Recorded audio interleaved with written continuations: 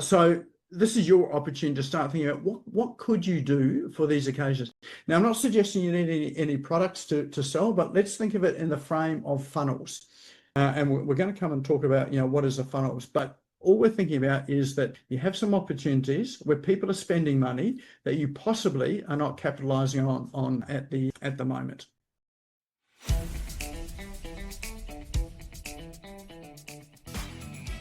This is the Business Owners Smashing It Online podcast for entrepreneurs and business owners looking for cool online tools, apps and strategies to make business easy online. My name is Nik Cree and I'm your host.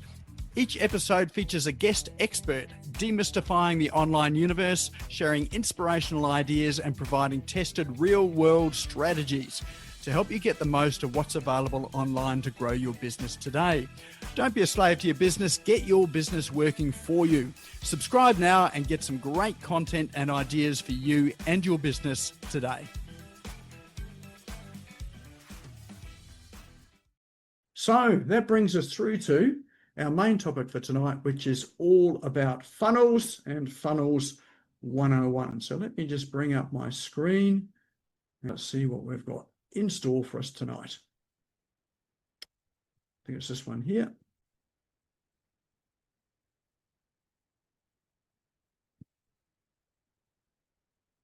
And I have used one of my favorite tools tonight, one of my go-to tools, which is Canva, to create tonight's presentation. Let's see if it'll work, because AWS, which is Amazon Web Services, they had an outage yesterday. So if you notice that you were using some tools out there that they weren't working or weren't that responsive, it was because Amazon Web Services is out, and they host a lot of the large applications that are out there. So it seems to be doing its job at the moment. Actually, Canva was one of the tools that was down yesterday. It was a bit glitchy yesterday due to that as well too. All right, so Funnels 101, most underrated, highest earning, automated revenue streams for small business. I love funnels and I use them in my business, and I've used them for probably about since the early 2000s. I was an earlier adopter on the web. And a couple of things that I did learn is a CRM was an essential tool. So that was one of the very first tools that I invested in. And then also having some form of sales funnel on my website. So a very simple thing that I had on my website back then. And it was a very simple website back in the early 2000s. And I think that was actually, I think I built it before even Google had really come onto the scene. So that's really showing sort of how far things have moved over the decades.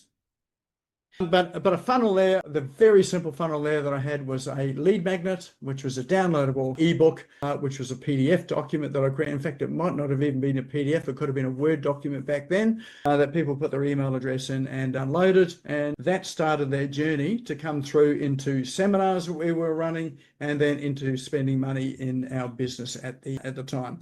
So I've been around funnels and CRMs for probably about 25 years. So yes, it's been going that long. So the good news is that it's become easier to do. The bad news is that more and more people are getting to know about it. So it's becoming a very noisy marketplace out there.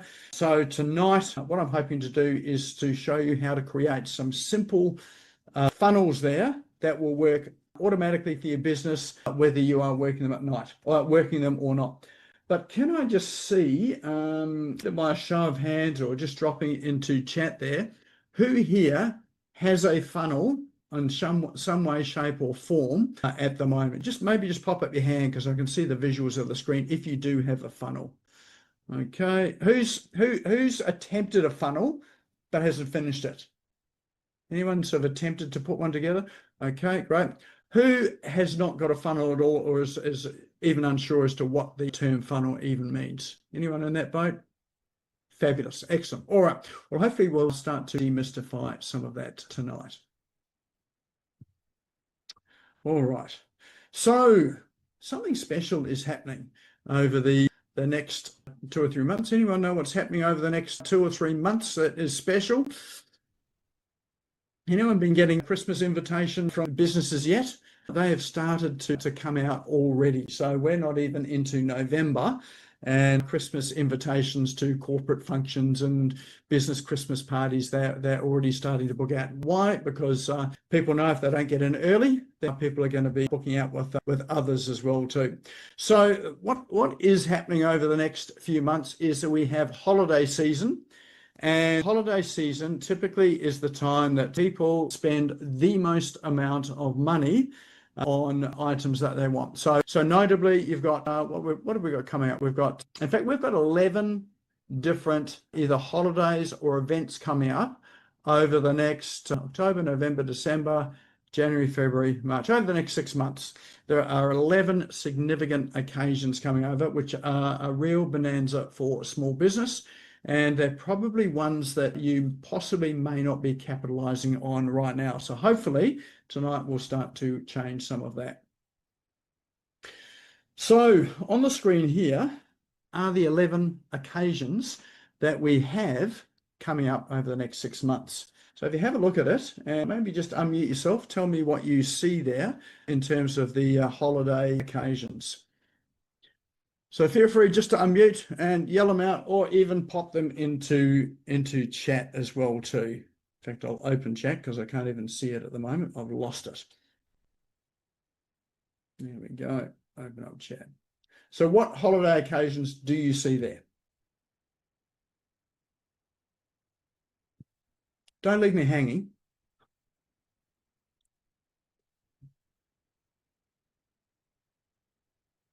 All right, thank you. Thanks, Michael. We have Halloween, Valentine's Day, Boxing Day. So that's 3 of them there. What else have we got there? We've got Melbourne Cup in there. Yes. What else is coming up? Australia Day. Yes. Melbourne Cup. Christmas. Yes, Christmas. All right. There's a few others in there as well too. If you just look at the screen, hopefully they'll pop out at you. Chinese New Year. Very good. Fabulous. All right. A couple of others in there as well. Yes, Chinese New Year. Okay, a couple of other ones there. Christmas and Easter. Yes, thank you. Actually, yes, we do have Easter up there, in fact, too. Yes. You may notice the boxing gloves hanging down on the top right. That represents Boxing Day, which is the day after Christmas. I don't think that's actually the symbol for Boxing Day, but that was how I remembered it. What else have we got there? Easter, Boxing Day. Yes, there we go, Jacqueline. Couple of others in there that are quite significant as well too, that haven't been mentioned. There we go, Black Friday. Thank you, Black Friday. Yep, and one other significant one. Valentine's, Nick. Which one? Valentine's. Yes, Valentine's. And what was the other one? Chinese New Year. Yes. And bottom left, there is Cyber Monday as well too. So there are lots and lots and lots of occasions here that you have an opportunity to capitalize on when people are spending money. So you may think something like, say, yes, New Year. Thanks, Jeff. And also I think day after New Year's a holiday as well too, isn't it? Isn't it recovery day or sort of hangover day after New Year's Day? So there are lots of opportunities in there for you to capitalize in on some of these opportunities. Now you might think, well, Halloween. How does Halloween impact your business? You may not be selling supplies for Halloween or costumes or anything like that there, but how does that actually fit into your business?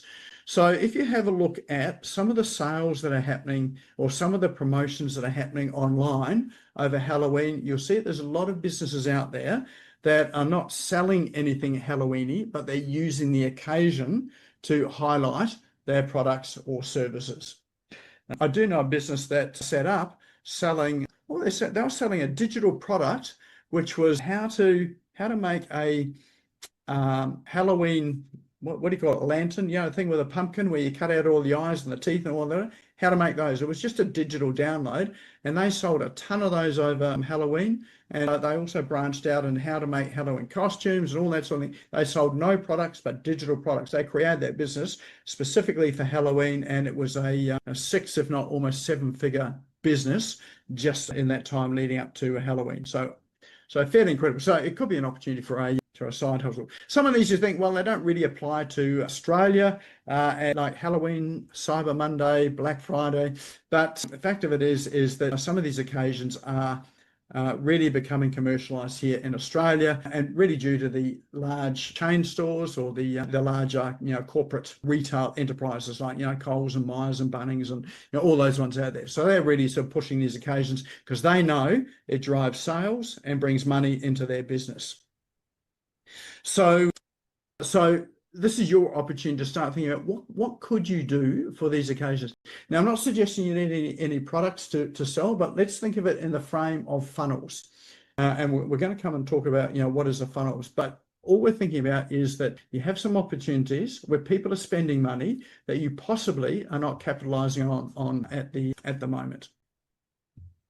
And I know that for me in small business, for probably the past 25 years, I have always taken at least 3 weeks off over that Christmas New Year period. But interesting thing is that often what I hear from small business is that the Christmas period, New Year period is a quiet period. So they say it's a quiet time. I think that's something they just tell themselves, and they're fooling themselves, because my experience has been in both the mortgage business. I had a mortgage broking company for 10 years. The busiest time, or the busiest month of the year was December. And it was in the first 3 weeks of December. It was busier than any other month by far. In the digital marketing and web development business, Christmas, the same 3 weeks leading up to Christmas, was the busiest time as well. Why? Because people wanted to finish their projects that they had going, and they realized that there was this deadline called the 25th of December coming up, and so they wanted to get everything done before the 25th of December. So that ended up being one of the busiest months of our year. So it's a bit of a myth or a fallacy that things actually wind down over Christmas. Yes, people do go away on holiday. I know I certainly do. But the likes of the large businesses out there, like think about supermarkets, they ban holidays. Their staff are not allowed to go away on holidays over the Christmas New Year period. So they want all of their staff on the floor working through. Why? Because they know this is a bumper month, a bumper season for them, because they're selling lots of stuff. Yes, they're in retail. And you've got these events like Christmas and New Year that people are shopping for, and also Australia Day as well too. So people are in there buying, Australia Day regardless. So they want their staff to take holidays at times other than these holiday periods. So any holiday period, if you happen to be working in one of these stores, or you've got kids that work in these large retail outlets, then you know that they ban holidays then. They prefer them to take holidays at other times. So they know this is where the money is during this period of time. But as a small business owner, this is what it looks like at Christmas time often. So going through the year, Christmas and New Year is the time to collapse in exhaustion and ready to sort of take some time out and recharge. Anyone else here, take sort of time out over that Christmas New Year period and really wind down over that time? Just drop a 1 into the chat if you're in the camp that you wind down. Just to give us an idea. Yeah, perfect. Okay. Yeah. All right. So, and sometimes wind down looks a bit like this. I know for me, come Christmas and New Year, this is me. I probably work a little bit too hard, probably harder than is good for me. And so I do use that time to recover and recuperate. But one of the things I have learned over time too is that just because you're on holiday doesn't mean that your business can't run without you.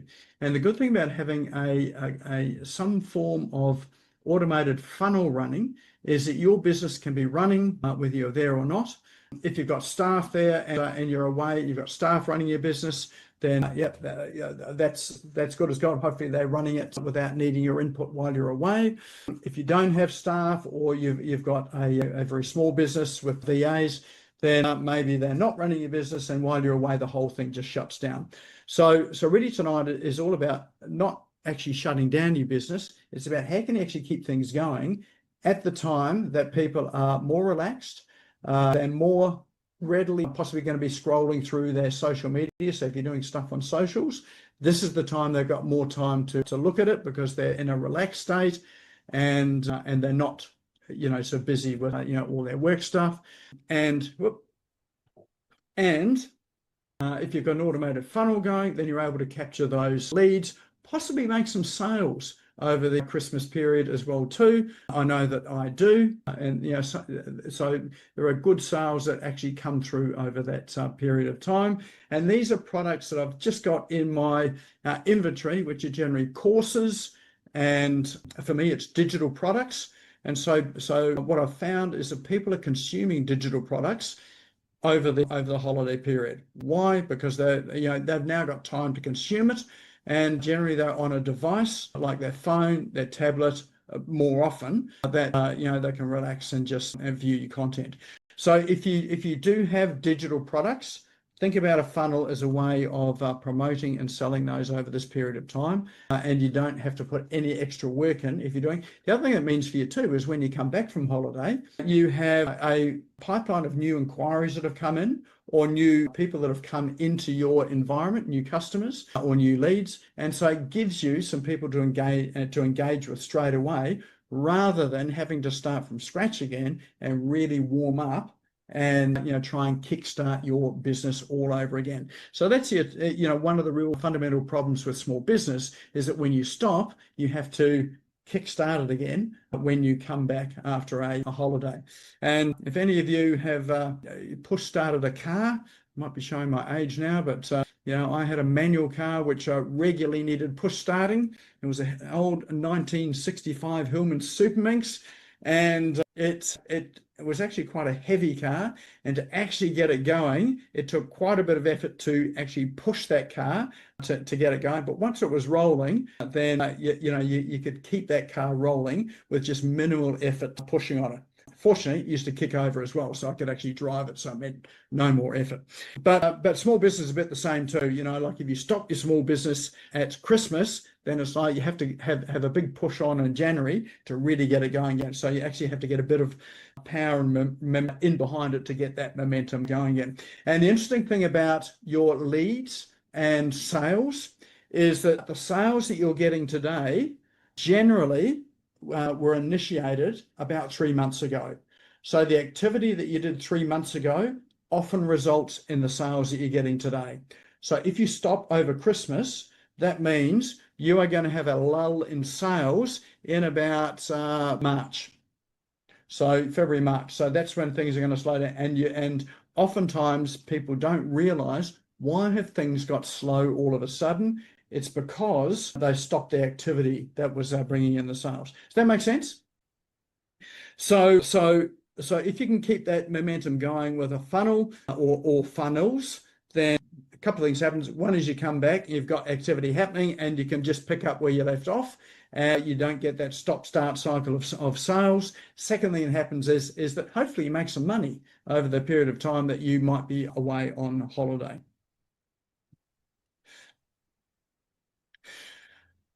So here's what I'm going to run through with you today. So this is a model of funnels, and funnels, the F stands for follow up. So funnels essentially about following up. It's one of the things that in small business we're probably the worst at. Easy to initiate contact with people, easy to sell people, but between times that follow up is often where people get stuck. Understanding your audience. We're going to talk about how do you understand your audience at a deeper level than just what they tell you. It's about nurturing the trust that they have in you, and trust now is more than ever. It is more difficult it's a longer path to earn. It's harder to keep, and it requires effort to keep trust. And so particularly in an age of AI, where there is just so much stuff that's generated by AI, people are now starting to ask the question, is this a real person or is this just AI? And as soon as they realize that they're not talking to a real person, it turns them off. Okay, for the start of a conversation, or let's say top of funnel, but once you actually start to get into sort of deeper into the relationship, you need to be in there, or you need a person in there.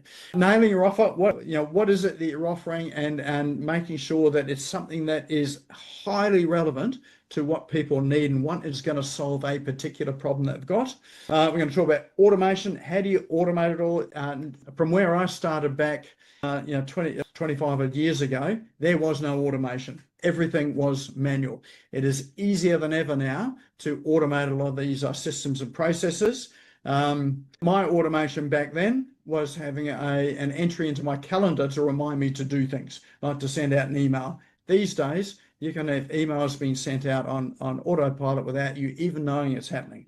And then leveraging every touch point. You've probably heard the expression that it takes, 5 to 7 touch points before people contact you, not buy from you, but contact you. That is extended out now to about 27 touch points. So a touch point is something like the conversation we're having here. This is a touch point, you being here on the webinar. It is your social media channels. So it might be Facebook, it might be LinkedIn. They might sort of see posts on both of those. If you're on YouTube, it's watching a video that you've produced. If you have a website, that's another touch point. If you've got a lead magnet, that's another touch point. If you have a phone conversation, it's another touch point. If you go to a networking event and you meet them, that's another touch point. If you're on a podcast, it's another touch point. So think about that, 27 touch points before they'll even interact with you. And I know this is the case because I've had some people who have said to me before I even knew that they were on my radar, they have said to me, I've watched 10 videos of you on your YouTube channel. I've been to LinkedIn. I saw what you did on LinkedIn, and I was able to read your profile. So people have told me this, and so that's how I know it's true. So I've got empirical proof of it as well too. So they'll be doing the same thing with you as well too. And then we're going to talk about how do you scale it and simplify it as well too. So it's really easy to be overwhelmed with something that's really complicated. So what we're talking about is things that are easy to manage as well. So I'm going to tell a story about this is a friend of mine who was getting carpet into his house. So he was recarpeting his house. It was really just replacing the carpet. He got quotes from a number of places, but the difference between them all was that there was one place that consistently followed up. And when I say follow up, it was a phone call. They followed up with a phone call. They sent the quote through, and they followed up with a phone call. They weren't the cheapest. So they weren't the cheapest of them. They were the ones that eventually got the job for one reason, is that they made the phone call. So they'd ring up and they said, any questions about the quote, or how are you going with the quote? Is there anything else that you need? And so they just kept on following up every couple of days until they got the yes. The other carpet companies, not one of them actually followed up. So here's a question for you. How often do you follow up after the first transaction or first conversation that you've had? So how often would you follow up? And second question, how consistently do you follow up? So you might follow up some, but do you follow up everybody? So you never quite know who's going to be the one that's going to be ready to buy, or your ideal customer. So, are you following everybody up? Remember when I was selling insurance? And one of the things we had to do was to get referrals. We had to ask everybody for referrals. It was drilled and hammered into us to ask everybody, even those people that we thought would say no, ask them anyway. And the interesting thing was some of the people that I thought were going to say yes, they're going to happy to give referrals, they said no. Some of the ones that I was scared to ask because I thought they were going to bite my head off and say no, they were the ones that gave me referrals. It is the same when you follow up as well too.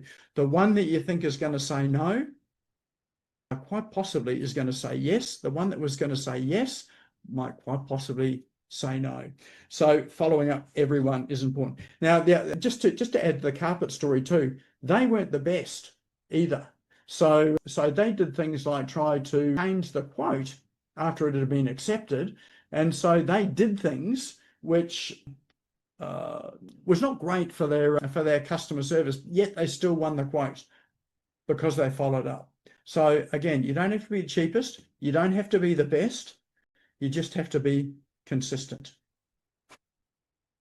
And that's one of the key things with your funnels is it allows you to follow up whether you want to or not. If you've got a funnel set up that sends out an email 2 days after, 4 days after, 6 days after, 7 days after, it is going to do that until you stop it. And most of the time people are not stopping it because it just happens automatically. I've got a funnel out there at the moment. It's on my website. If you go to my website now, smashgo.co, if you have a look along the very top bar of the website, it has got a download for, what is it? Oh, for generating leads. That one there, that gets me consistently leads every week. People download that every week. And the email series that I've got, the follow-up email series that is in that one there, follows up for 2 years every week. So they get an email every week for 2 years, having downloaded that lead magnet. So that is an example of a funnel. And these are non-salesy emails as well. One of the things I am able to do with the emails is that, and this is using the system that I've got, which is based on Go High Level, it's iConnection, is that I can change at a moment's notice the call to action that I've got on the bottom of the email. So sometimes the call to action, often it's a very soft one, which is like, if you want help with this, just hit reply and send me through an email, and happy to have a conversation about it. But I can change that by changing what they call in there a custom value or a custom field. So if I've got a promotion going on, I can exchange it and say, if you're interested in finding out more about a particular program I've got, let's say a funnels program, then we can just inject that into the emails at any time. So, but I don't have to change any of the emails. It's all set up to happen automatically by changing just a field in the CRM. So, but what it means is everybody that enters the ecosystem, they get a follow-up for the next 2 years. So how many people here are following up your leads that haven't bought from you every week for 2 years? Anyone else doing that? If you are, you're doing a great job. But I do have to say that this, for me, this generates business for me. So I get replies from some of those emails 8 months down the track, and we end up helping them with a product or a service that we offer here. So it really does work. So first thing is your funnels are for follow-up. Next thing is that you need to understand your audience or your target audience at a very deep level. Now, what I mean by that is that you need to be able to articulate what they're feeling inside about the problem that they've got that you're able to solve, able to articulate that better than they can themselves. So, and what we're talking about is being able to articulate the emotional or feeling that they've got about what's happening for them. So if you think about the problem that your particular product or service solves, what does it solve, or what's one of the problems it solves? I would think you probably solve many problems, but what's one of the key problems you solve? And one way to find out what are sort of people's deepest, darkest, sort of secrets in terms of how they feel about it is to ask your existing customers that have been through the process, that have bought from you, why they did that, and what difference it's made to them, and how life is different now to what it was before they met you and before they bought your particular product or service. So what you're looking for, and then if you ask them the question, this is the key question: how were you feeling back then? How do you feel right now? Those feeling questions are the key thing to understanding what people are experiencing deep inside. If you can start to understand people better than they can understand themselves, and actually talk about how they're feeling in words they haven't been able to describe about themselves yet, then that there is the language that you use in your funnels and in your marketing, and you will get people coming to you all day long. So that there, this is your critical part of understanding your the people that you serve. So Have a look at other things too. Have a look at testimonials that you get. If you're not getting testimonials, start getting testimonials. If you're getting reviews, have a look at the reviews that you're getting and start to sort of see what they're saying in the reviews. And even have a look at your competitors as well too. So one of the things I like to do is go and grab my competitors' reviews, put them into ChatGPT, and then ask ChatGPT, tell me what were the problems that people had that this particular business has been able to solve for them. And what was their emotional state, or how did they feel about it before they had the issue solved, and how they feel about it afterwards. So ChatGPT will give you some amazing insights if you ask it that question. So if you don't have reviews, you can use other people's reviews, but if you've got your own reviews, it will help you with that. So use ChatGPT in that way there to help interrogate and find out what people's deepest, darkest, unexpressed emotion about the problem that they've got that you solve. Does that make sense? Any questions about that? Often this is a harder concept to get your head around. I see I've got my hand up, but no one else has got their hand up. I better put my hand down. All right. Next one is trust. We are in a trust deficit at the moment. People do not trust business as much as they used to. There's been a real erosion of trust in key people that in the past were trusted. So you think about, I was going to say politicians, but maybe no one's ever trusted a politician. But, teachers, police, doctors, those professions there, there's been a real erosion in those traditional places of trust. And you think about those trust people these are the ones that typically would be JPs. So they'd often call on doctors and teachers and police and firefighters as JPs. So it's been a real erosion. So you really have to work a lot harder to develop and nurture trust. And so what your funnels will do, or your funnel will do, is to help to do that. So if you think about, if we go back to what is the problem that you are able to solve, that you're able to communicate with people, and just pick one problem. You may solve a multitude of problems, but just pick one small problem. So for instance, if someone is, let's say they're looking for investment advice. What's the problem that you're really solving, or what's the problem that they've got in terms of just wanting investment advice? So, and often that comes by asking questions. What are they trying to save for? Maybe they're saving for retirement. Why are they saving for retirement? Because they don't want to be on bread and rice, crackers and water when they retire. Why is that an issue? So you keep drilling down to how they're feeling, and then you start to find out why is it they want to invest. And so you might find someone saying they're 50s and it's like, and they say it's too late to invest. I left my run too late. And so one of the things you can do to help nurture trust is to help them counter the issue that it's too late by showing them a way that they can start to invest so their money in a way that starts to grow reasonably quickly, or it might be to reduce their debt in a way that's manageable. So I saw something on TV, don't often watch TV, but something on TV last night, which was investing in gold for as little as $50 a week. Now, for most people, $50 a week is achievable. What issue does that solve? Well, it solves the issue of I can't afford it. So $50 a week, I can afford that. Gold, that is an asset there, or an investment that I know is growing. So I trust it. And you can get in this for as little as $50 a week. So it's taken something that's insurmountable into a very small problem that is achievable and doable by someone. So think about what you offer, and what's something small that you can offer people that will give them a sense of, I can do this. Does that make sense?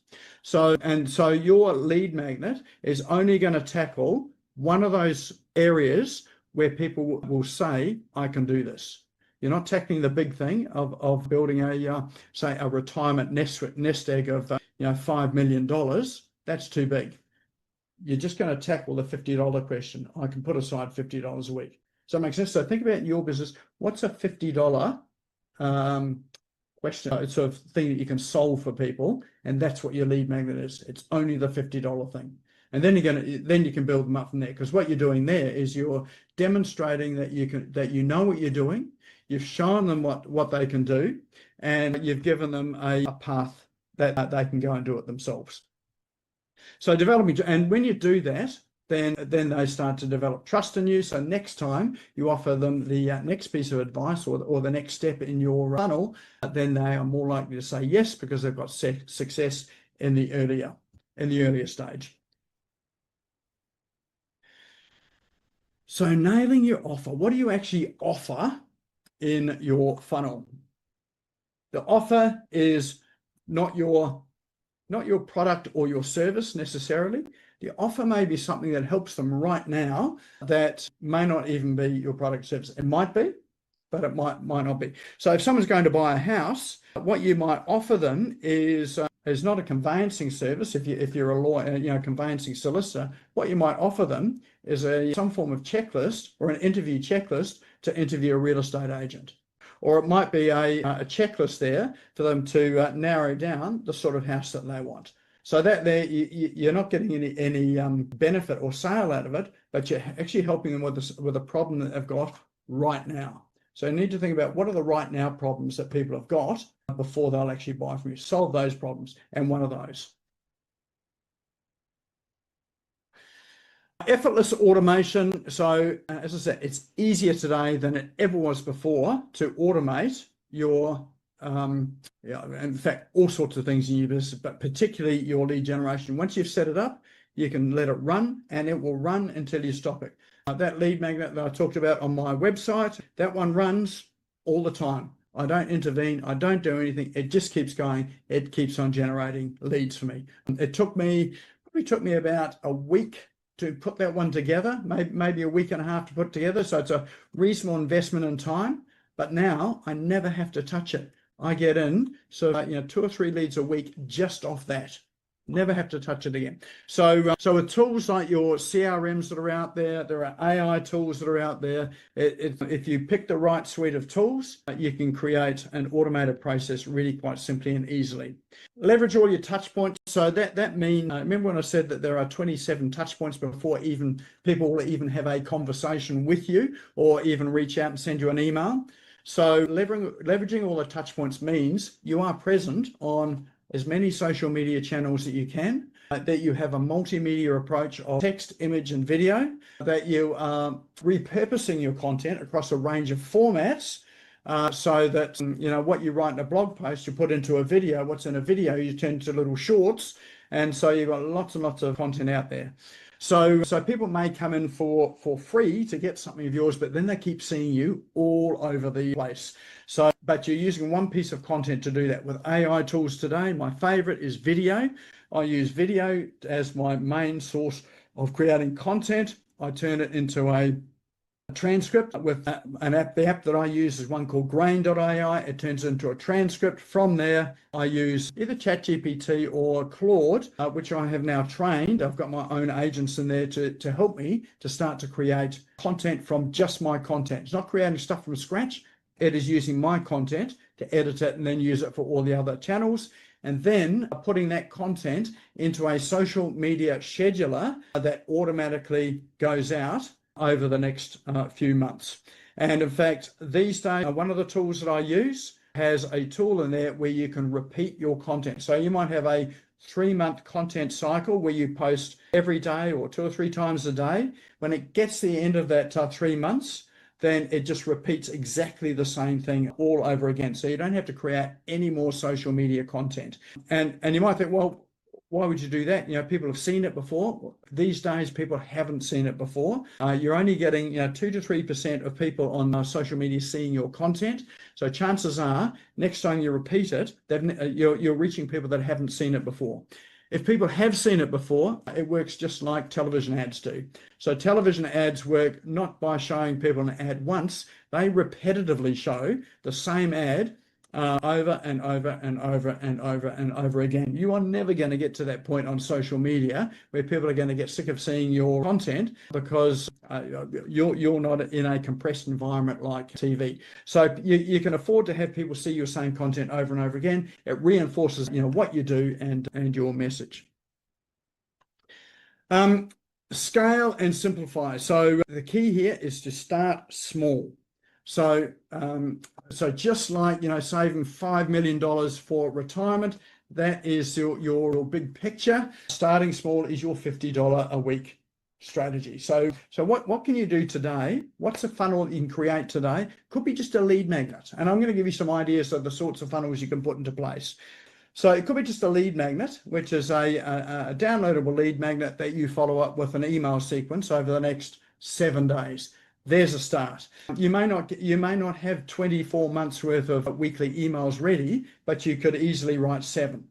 And I know that with my emails, it took me a number of months to get to the 24 months worth of email content. So just start with small, and then you can keep adding and iterating on it. And keep it simple, don't overcomplicate it. So I'm going to show you some funnel ideas that you can use, and these are ones that I've been working with people and speaking with people about, and they're actively doing it right now, and it's working. So first one, really simple one, lead magnet. A lead magnet is a downloadable document on your website, or downloadable something that's available on your website. You may market it and put it out over social media as well. If you want to see an example of a lead magnet, go to smashgo.co, click on the button at the top of it for the lead magnet book, and then you can see how that process works. That is a lead magnet. It's a PDF document. There are various other forms of lead magnets too. It could be a checklist, or the one that I talked about for that someone that was looking to buy a house. That is another form of lead magnet.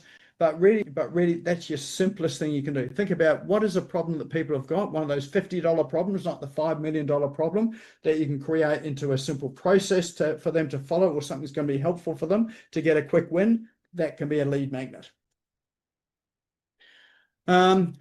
Quiz night, not actually quiz night, but quizzes. So if you've ever heard of quiz funnels, there's a good book to read by Ryan Levesque called The Ask Method. It is about quiz funnels. So what a quiz is, you can put a quiz onto your website, and there are quiz creation tools out there available online that you can use. The Go High Level iConnection platform has a quiz platform in it. So creating a quiz is asking people questions about some aspect of who they are. So that one of the best quizzes I've seen is anyone that was here, I think, so was it 2 or 3 weeks ago when Rory Kilmartin was speaking, and he was talking about relationship archetypes. He has a quiz on his website where you can go through the quiz to look at what archetype are you. So one of 4 archetypes.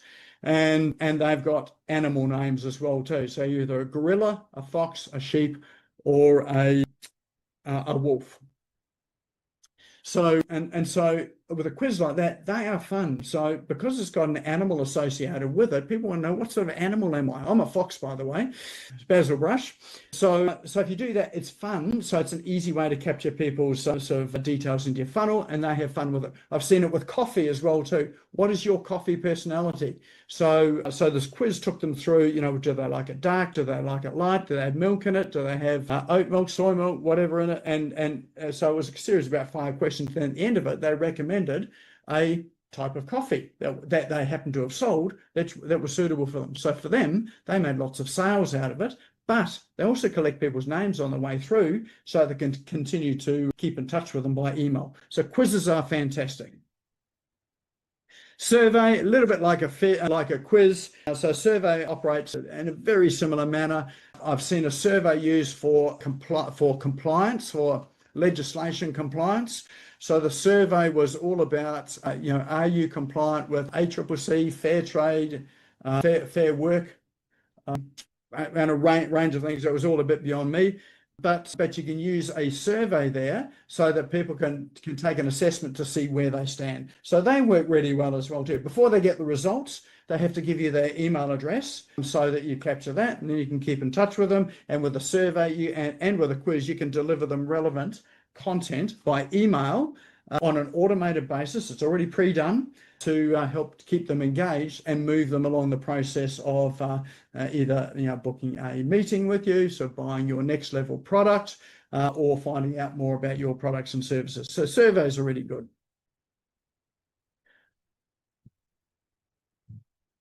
Online courses. So if you are able to teach something about your what you do, then turn it into a course. It doesn't have to be a full-blown course. They can be very short mini courses as well too. I'm looking around at the screen at everyone here. Most people here that I know, all of you have got the opportunity to create a course. And if you think, well, who's going to buy a course from me? Think about this here. You can train your competitors as well too. I know a photographer that part of his revenue is he trains other photographers on the particular method that he uses in photography. So it's not directly related to him taking photos, but he's actually training up his competitors. And what it's done for him is that when people come to his website looking for a photographer or search for a photographer and they want a good photographer, think about this. Who would you rather go to? A photographer you just found online you don't know much about, or the photographer that teaches all the other photographers online? So if he teaches all the other ones, he must be the best. So your online courses can help to position you well in terms of credibility, but it can also help you to help people to get to know you, because now you've got video content. You're able to speak to the content. So I love courses, like recorded video courses, because it's a way for people to get to see my face, and to hear me, and to get that virtual handshake online as well too. So you don't have to be great at presenting. If you need some help with presenting content on video, just have a look at Dr. Chris here. Link with him on LinkedIn. He's an expert in that sort of area there. But there's lots of resources out there. But the best thing about video is that you don't need to be a professional. All you have to do is start. And they're not looking at how well you present. They're looking at the quality of the information that you're giving them, and the transformation that you give them as well. So again, you're solving the $50 problem, not the $5 million problem. So think about, what's a $50, something that you can teach, or a problem that you can help them solve, a process you can help walk people through. So online courses, so little mini courses, online courses, they're great as a funnel. And when you think about that, one of the places that people most often go to find information is YouTube. And it is how to. So one of the most searched terms in YouTube is how to. How to, what have I done? How to replace a wheel bearing in a particular model car. I've actually searched that to see whether I could do it at home. I didn't do it at home because it required a whole lot of other things, but I got to learn about how to do it. Actually, I'm going to give you so YouTube's got lots of those there. So if you want some inspiration, just type how to and your topic area in YouTube. You'll start to get some inspiration about that. And you can also use YouTube as a lead magnet as well. So you can have a name capture, an email capture on your website for a video that you've got hosted on YouTube. So you don't even have to have the video on your website, in a course platform or anything like that. It can be hosted on YouTube. And all you do is, when people sign up for it, say, yes, I'm interested in finding out more about this, you send them the YouTube link. People are happy with that. I'll give you an example that the people that do it really well, Bunnings in Australia, if you go to their website, they have got a heap of how-to videos on their website. I have been there extensively. I've got inspiration to build things that I should probably never touch and never attempt, but there have been things that I have attempted and I wished I hadn't. But Bunnings was a place there that really helped me to do some quite complex things that I didn't know how to do. I'm not a builder. I'm not particularly practical. I worked my way through it. But the videos that Bunnings has on the website make it look easy. And the great thing with that there is that they give you a shopping list of all of the things you need to complete the project. And so for me, one of them was fencing a yard. The other one was to build a gate on a deck. They gave a shopping list of all that. Guess who sells all those things? Bunnings. So you walk into Bunnings with a shopping list, hand it to someone there and say, this is all the things I need. They have just given you a shopping list of things to buy. So how can you create videos where people come to you to buy the things that you sell?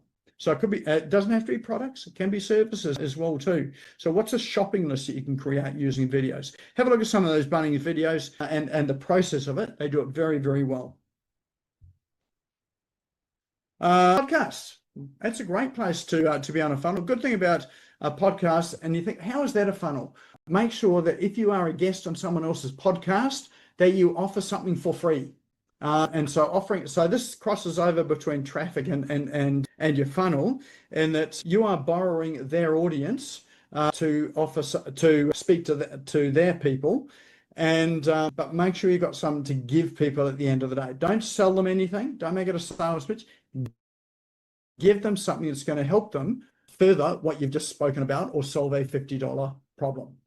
So, and the great thing I like about this is in the middle of that screen there, anyone know what that little image in the top middle is? It's a little poppy flower known as opium. That helps me to remember OPM, other people's marketing. So remember that, OPM, other people's marketing. The podcaster who is interviewing you is going to do a heap of marketing where they're going to be marketing you to their clients. It's going to appear in the search engines, and hopefully it's going to appear in some of the large language models as well too. So if you Google my name, Nik Cree, you will see a lot of the entries there against me are podcasts that I've been interviewed on. So that's a great way of getting people into your funnel. The other one is to run a webinar. So this is a webinar, but you may run a webinar for a particular product or service that you do.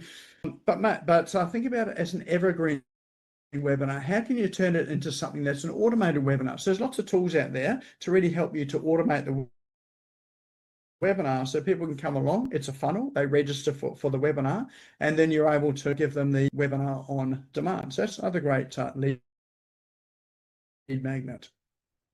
So there's some ideas. There are lots and lots of other ideas, but hopefully those are ones that'll get you started. This is what it looked like when I started putting all of these things together.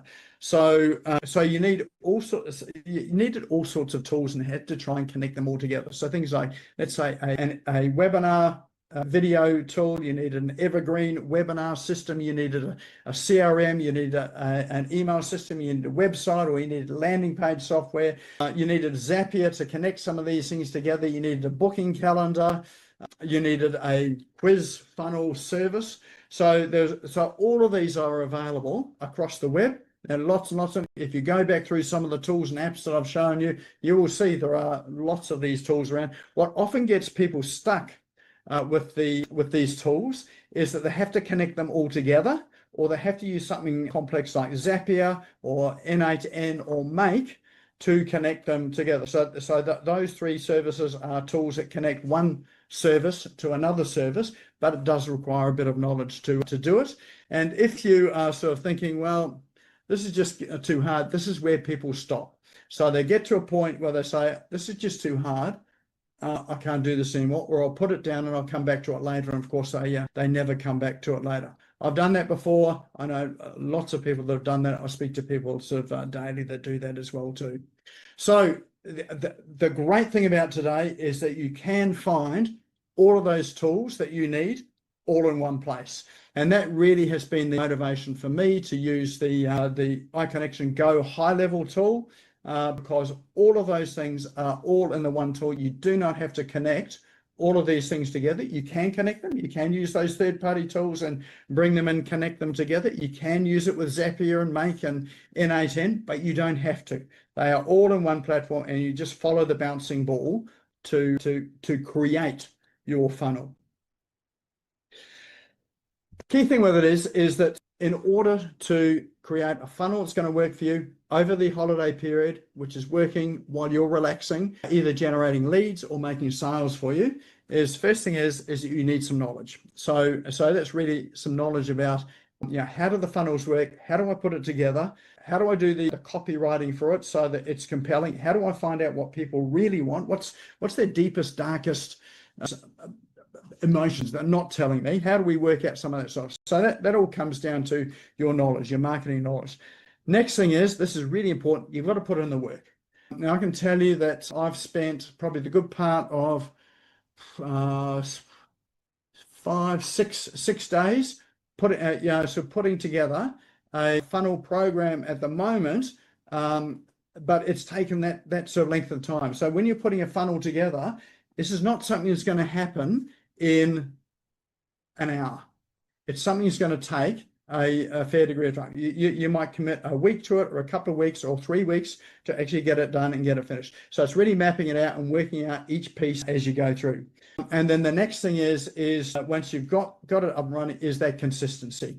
So that means that you are consistently marketing or getting traffic to your funnels, so that you are consistently getting in leads, inquiries, and sales. So that the Christmas period, and that consistency is how do you set that consistency up and automate it? You can use some of the social media posting tools that are available out there that will do it automatically, and then you've got that consistency there. You can have email delivery happening on a weekly basis without missing a beat. One of the big things that is really coming back now as a bit of a tip is newsletters. So newsletters are now starting to really gain traction once again. So if you don't have a newsletter, there is a good email that can go out on a regular basis. So you just need to think about how do you create a newsletter in a way it's not going to create a whole lot of work. That's a whole nother topic, and I'm happy to talk about that there at some other time, but you can create a newsletter in 20 minutes or less a week,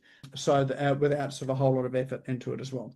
But knowledge, work, consistency, that's where you get fit. So this, I think, was it 4th of November to 9th of December.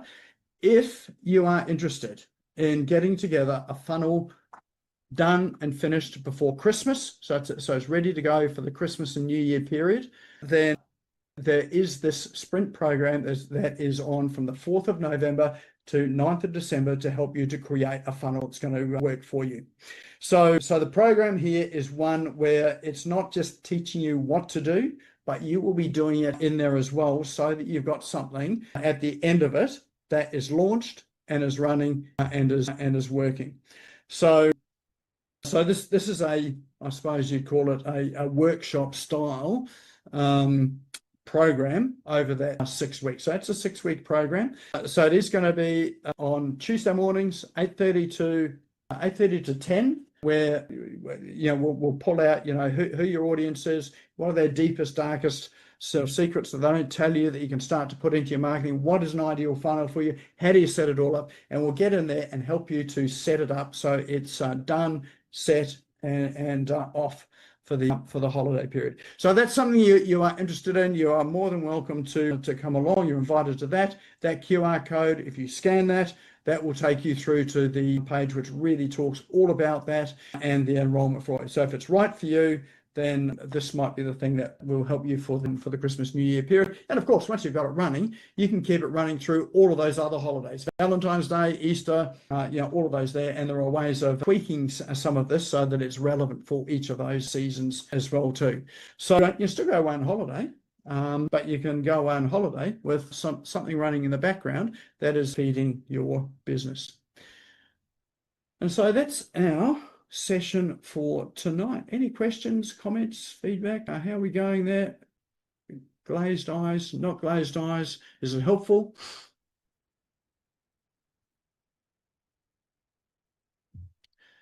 Thanks, David. Yeah. Any questions at all, or no questions? Did I cover everything? Did I? Thanks, Paul. Excellent. All right. Well, look, this here will be up on the Smash Go YouTube channel tomorrow afternoon.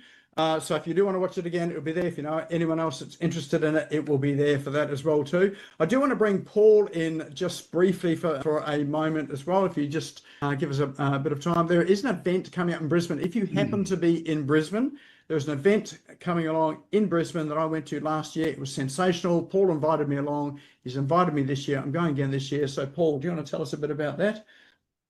Yeah, hi, Nick. Thanks very much. And as Nick said, look, it's really only applicable to people in Brisbane, so I'll do this quickly because I'm conscious that quite a few people aren't in Brisbane. A colleague of mine is a woman by the name of Jacqueline Brooker, and she's a professional public speaker coach. She teaches people how to become highly paid keynote speakers, and once a year she hosts an event. It's coming up on the Thursday, the 30th of October, so it's only just over a week away. The cost is $197. However, Because I've done some work previously with Jacqueline, she's offered me a small number of free tickets. And what my point or query is, if somebody is in Brisbane and would like to come along, it's around about developing your public speaking skills. There will be 8 public speakers, not yourselves, but 8 people that she's been training. The event, it's an all-day event. It's at Cloudland in Brisbane, and it's fully catered, including an hour and a half of networking at the end, drinks and canapes. And look, it's just last year I went and Nick and Jenny were there, and they're coming again this year. I thought it was just outstanding. As I say, if you're interested, perhaps if somebody can let me know, if you put it in the chat, I can send you, perhaps if you indicate, yes, you're interested, and drop in your email address, I'll send you a personalized invite to it. So perhaps if we can just hang on for a minute or two to give people the opportunity to do that. My email's got all the details and how to register and how to get it for free. So there we are. Thanks, excellent. Nick. Thank you, Paul. Thank you. Yeah.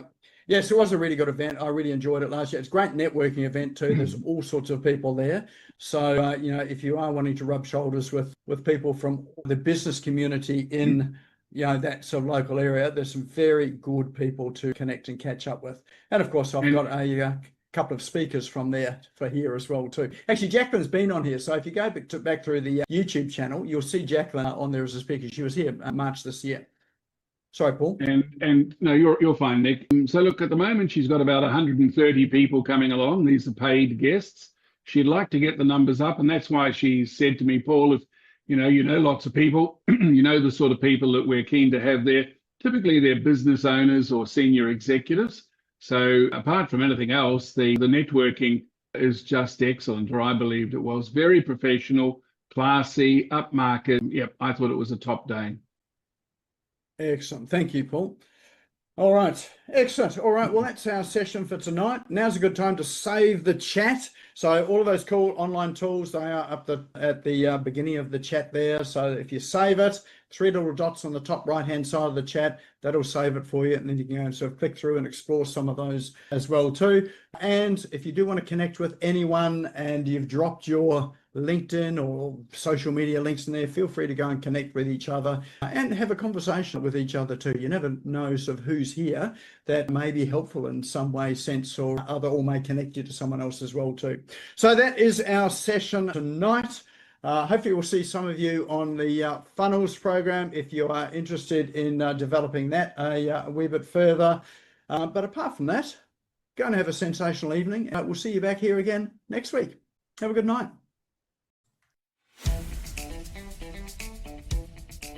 Thank you for tuning in and listening to the Business Owners Smashing It Online podcast.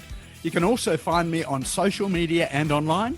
Just search for Business Owners Smashing It Online and Nik Cree, spelled Nikree, all one word. If you like this and want to hear more, subscribe now. Until next time, don't be a slave to your business. Get your business working for you.